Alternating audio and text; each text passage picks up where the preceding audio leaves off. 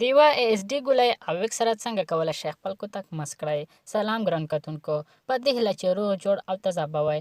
زه یو ځل بیا د یوې نوې ویډیو سره راغلی یم، په دې هیله چې خوښه مو شي او په مطلب باندې پوه شئ. ویډیو تر پایه وګورئ.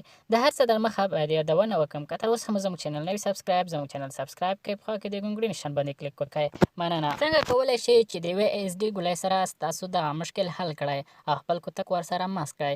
اکثره خلکو دا ډول مشکل وي او موږ درته بېلابېلې طریقې ښودلې دي، خو تاسو پرې عمل نه دی کړی، نو ځکه مو دا ستونزې سره بار بار مخامخ شوي یاست. اکثره ملګري وایي چې کومې نسخې تاسو ښایي هغه تاثیر نه لري. د دې علت دا وي چې تاسو دغه نسخه په صحیح طریقې سره نه کاروئ. مثلا موږ یوه نسخه تاسو ته یوه میاشت وښیو، تاسو یوه هفته یا 2 هفتې وکاروئ، نور یې پرېږدئ، نو د دې تاثیر بیا هیڅ نه کوي. نو څه ډول چې موږ تاسو ته نسخې ښایو، په دې ډول تاسو نسخه وکاروئ او په همدې ترتیب یې جوړه کړئ، انشاءالله تاثیر به یې مثبت وي. نو څنګه کولی شئ چې د یوې اس ډي ګولۍ په استعمال سره تاسو د مردانه کمزورتیا له منځه یوسئ؟ نو د دې لپاره تاسو به یوه اس ډي ګولۍ یا ټابلیټ راواخلئ، یوه دانه به هوږه راواخلئ او لږ ذره به ویکس راواخلئ او په دې ترتیب یې جوړه کړئ. لومړی به یوه دانه هوږه راواخلئ، ښه به یې میده کړئ، داسې میده کړئ چې ډېره میده شي.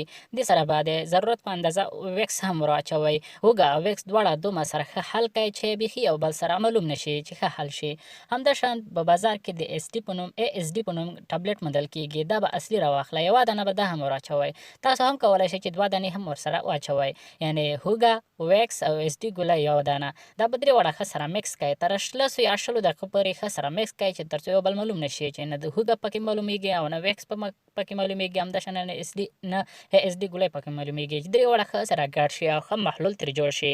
نو د استعمال طریقه: کله چې دا مکس جوړ شي، نو د استعمال طریقه په دې ډول ده. د کوروالي څخه 10 یا 20 دقیقې مخکې دغه مکس راواخلئ، په خپل خاص اندام باندې ووهئ، بیا یې 10 دقیقې پرېږدئ. د 10 دقیقو وروسته یوه صفا ټوکړه یا رنج یوه ټوټه راواخلئ، دا په اوبو ګرمه کړئ، ګرموالي وروسته یې لږه ځای یخه کړئ چې نیمه وچ او نیمه لانده وي. په دې باندې خاص اندام یا ذکر وچ کړئ چې وچ شي. د وروسته معامله ترسره کړئ. نو تاسو بیا وګورئ چې څه ډول معاملات ترسره کوئ او څه ډول یې ترسره کولی شئ. نو خدای دې وکړي چې ویډیو مو خوښه شوې وي او زموږ له ویډیو څخه غلط مطلب وانخلئ. که خوښه شوې وي درسره لایک یې کړئ، که کومه پوښتنه لرئ کمنټ یې کړئ او دا ویډیو درسره شیر کړئ. په اخر کې باید ووایم زموږ چینل سبسکرایب کول مه هېروئ.